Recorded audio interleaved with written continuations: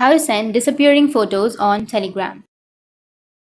So if you want to send disappearing photos on Telegram, then first you need to open up your Telegram application. Once you open up your Telegram, now you just need to simply choose a person to whom you would like to send the disappearing messages to.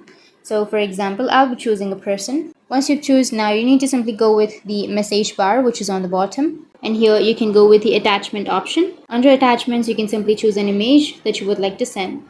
So choose the image, and now here on the bottom right, you will have a number shaped icon. You will have a number inside a circle. So simply tap on that, and here you can simply tap on view once or 3 seconds, 10 seconds, 30 seconds, and do not delete. So if you want to send a disappearing message, then simply choose the timer of that. For example, if you choose 3 seconds, then within 3 seconds of opening that image, it will be deleted or it will be disappeared. So I'll be choosing 3 seconds and then send. And now the photo that you've sent will be deleted after 3 seconds. So that's how you can send the disappearing photos on Telegram. And if you have any questions, feel free to comment below. Thanks for watching.